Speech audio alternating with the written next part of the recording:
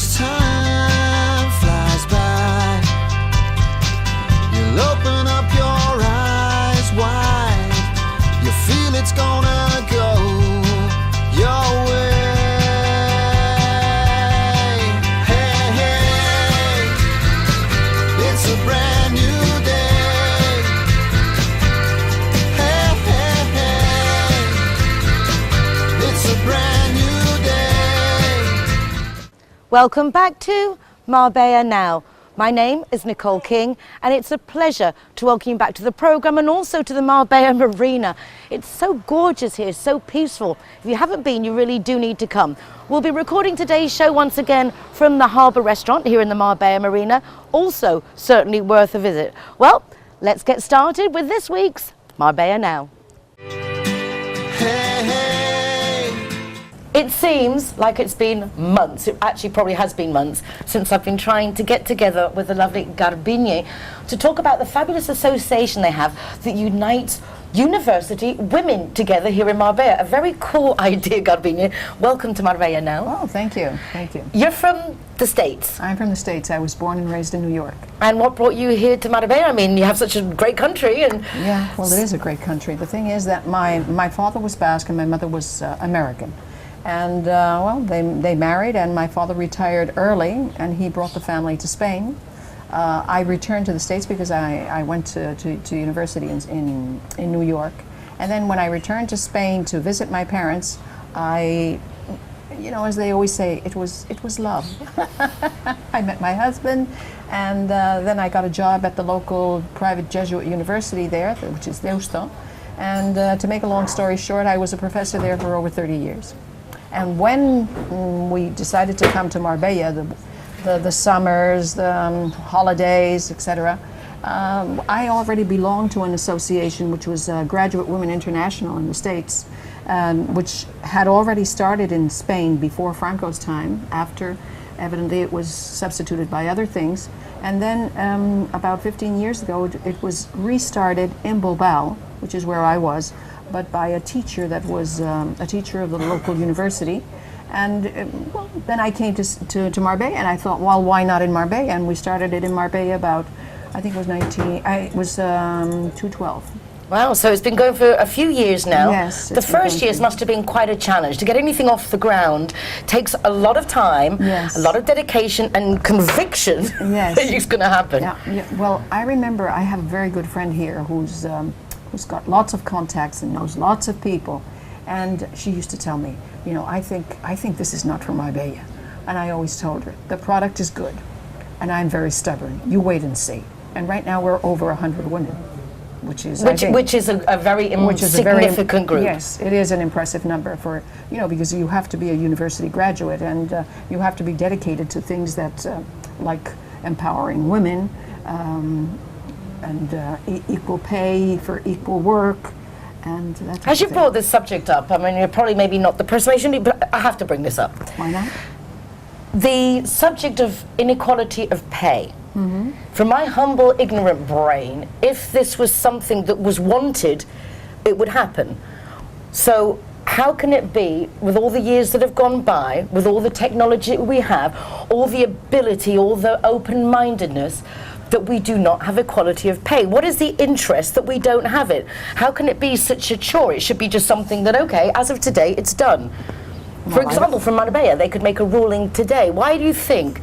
It's not that I think, it's that I know. Okay, so tell us, why does it not happen? I mean, in the same way that you say that it's been there for years and everything. No, for years, nothing. When I entered Deusto University, there were only 5 women teachers. 5.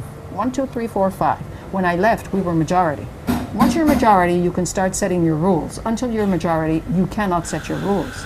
I mean, I think that in different countries, feminism has had more power, or the women have had more power than in others. In Spain, it's taken a long time for women to be on the page. No? But at the same time, in America is a very advanced country, and they Yes. don't have equality of pay. No, they don't. So why? Why? Because men have had power for centuries.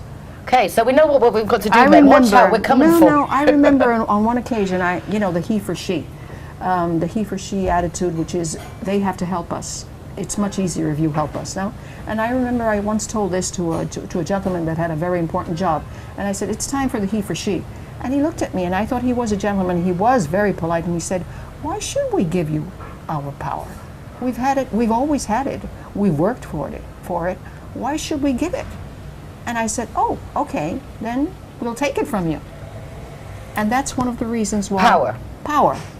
Different pay. I mean, it all goes in the same bag. Power. There you go. You ask, you get an answer. That's why we try to empower women. And how can you empower women? Well, through education. Explain a little bit the objectives of Amum, the first years, and how you've got to where you are now, which is impressive to say the least. Okay, all right. We started out at that time, very stubbornly, with a booklet. I mean, everybody likes to read, even if it's a comic. Everybody likes to read something. So we decided to get together and start reading and start commenting. And once you get people, then you can start selling your product. And I remember we started saying that, well, and it's true, we belong to the Graduate Women International, that is a group of women with the right to speak, but not the right to vote inside the United Nations. And we're also present in the NATO, in UNESCO as Conseil of Teachers. No, so we're inside teaching, we're inside women's rights, we're there. No, and we're in those two very important places around the world. We're in thousands of countries, and there are thousands of women graduates that work towards improving women's status everywhere. And when you speak of Europe, you may say, well, we've achieved it. We haven't completely. But there are other continents like Asia, Africa, where women are nothing, where women are next to nothing. Less than nothing. Less than nothing. It's terrible. And I mean, we strive all through the world, and in a place like Marbella, you would say, well, I mean, this is first world. What are you doing in Marbella? But I remember that when we started, one of our goals is permanent education, and you would be surprised to see that the seminars we organize on architecture, on literature, on history, on art, on anything, you name it, on cinema, we're doing it now, and lots of people that haven't had, women and men, but majorly women, that haven't had the opportunity to go to a university, come and listen and learn and take part in activities that they wouldn't have even thought of. And I'm speaking of people that are not illiterate, not at all, very literate people. But we're giving them an opportunity. And with the money that we charge for these courses, we suddenly realized we had some money, and we said, well, what could we do? Well, how about organizing a week on literature and bringing important people? And then somebody said, well, why don't we think of a scholarship? And that's how we started, because we had 3,000 euros at the time. We said, let's start the scholarship and help young women to get into university, help them along the way. And it was a complete success. So far, we have 30 girls that have received our scholarship and 8 that have received grants.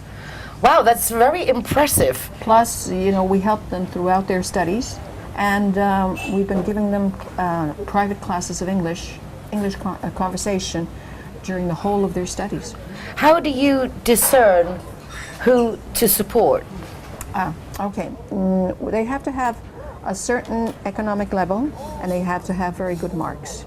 And then they have a private interview, a face-to-face interview. Well, I tell you what, let's meet some of those ladies, Garbiñe. Yes, how interesting. Yes, exactly, because it's a fabulous, and I know this is the first of many times, hopefully that we will be chatting. Now that I've got you, lovely. I'm not letting her go. It wasn't easy, believe me. It wasn't easy. It wasn't easy. But if you first don't succeed, try again. Okay, let's go meet the girls. Okay. Hey, hey. This next section is sponsored by Línea Directa, tailor-made expat car insurance. Following our first United Nationalities of Marbella summit 3 years ago, we found out that our community was very concerned about driving through the controls, because they're ever so scary when you have those big police setups here on the road. And frequently we tended not to go out further than we could walk from our home, because we wanted to drink and we didn't want to then have to drive afterwards. This is why it's wonderful that Línea Directa car insurance company, well, actually do home insurance, all kinds of other insurances, but their car insurance section is very much supporting our international community. They're actually living up to what they preach. if you are insured with Línea Directa, they offer so many services. For example, if you go out of an evening and suddenly realize that you've drunk a bit more than you should and you do not want to drive home because you know you shouldn't, Línea Directa will give you a taxi, free taxi, up to 4 times a month to take you home. They will also, if you want, take your motorbike or car home on a tow truck so you don't have to go back for it the next day. If you break down or you've got a flat tire, they'll send you a courtesy car to take you home. They are doing so many things additionally to the standard things that they cover, which are lawyers or car repairs. In fact, they cover absolutely everything you could think of. But then they've added in these fabulous incentives for us, the foreigners. If you're already insured with Línea Directa, give them a call and find out the extras that you can get. But if you're not, they really are very, very competitive. But as I say, they have these fabulous extras that they've included, particularly for the foreign resident community. Check it out. Hey, hey.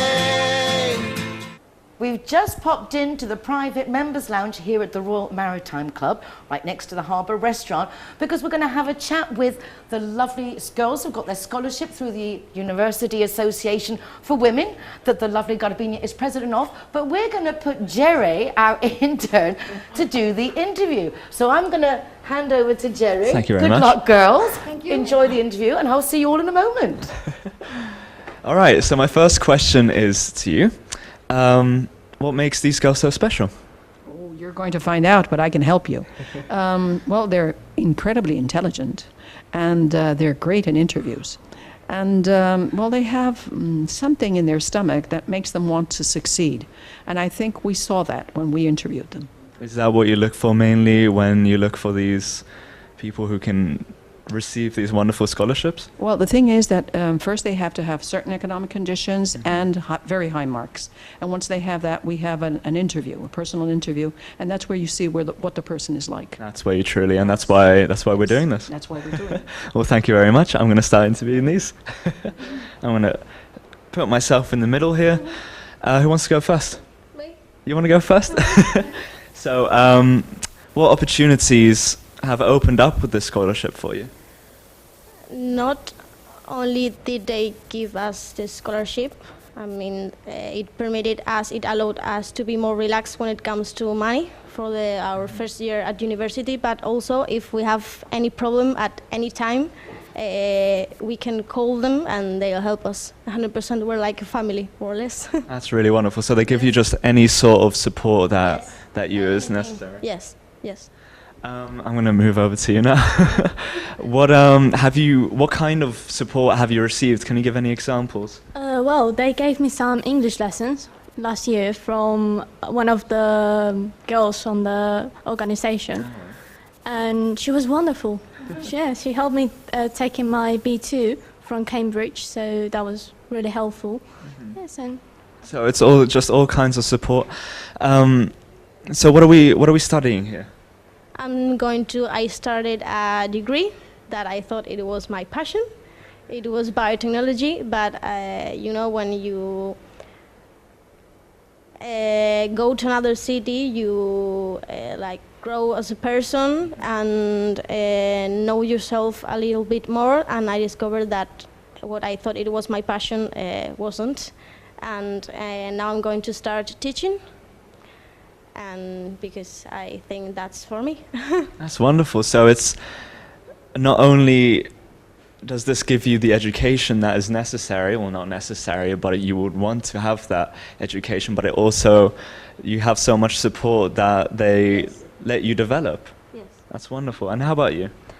something similar happened because I decided to choose chemistry, but it wasn't for me. So I had a bit of an existential crisis. So we all have those sometimes. So I decided to do journalism, and well, I'm going to my second year now. And how's your first year? Well, it was fine. Yes, it's interesting. Interesting, that's good. So what do you see many people who do struggle financially or just even emotionally with lack of support now that you guys have been to university and have been in that environment? What kind of environment is the university like? I think it's really difficult for a lot of young people to study now because obviously because of money, and I think we're really lucky to have this support, this enormous support, and it's really difficult for some people and they're struggling a lot. Not only financially, but just in general, no? Some students that are alone because they don't have parents or they can't find work. I have friends that can't go to university because of the money and they don't have any support at all. It really is a shame. Have you found any sort of significant things that have stayed in your mind and thought, wow, I am so lucky to be part of this? Yes, of course, because then you see like what she was telling about. You see people who cannot study because or they're not pretty interested in, or they didn't have the opportunity to develop themselves to that degree of I'm going to study a career, a degree. Yes. What are the struggles that people find right now when they go into university? What is the biggest thing for young people, and also what helps you out with this program? What's the most difficult thing? I think support. You need support from someone, or your parents, or an organization like this one that is incredible, or whoever really. You just need help, and yes. Would you agree? I think that from my experience, a lot of friends like work at the same time that they study, and that's really hard and difficult, and we're lucky to study and not to work because we've been given the scholarship, so we can focus on the studies. And that's really the most important thing, is to focus on studies, to receive support from people, and this is what this organization is doing, which is absolutely wonderful. Well, thank you very much from the both of you.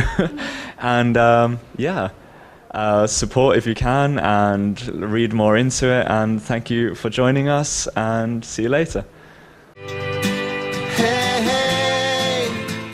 Thank you so much for joining us this evening. Darling and I have had a great time, and it's lovely meeting guests, particularly as interesting as the lovely Garbiñe and those girls who've got those fabulous scholarships. Take care of yourselves, be nice to each other if you can. Join us again tomorrow for another Marbella Now. And remember, you can get recordings of this programme and all the others from our website, rtvmarbellaNow.com.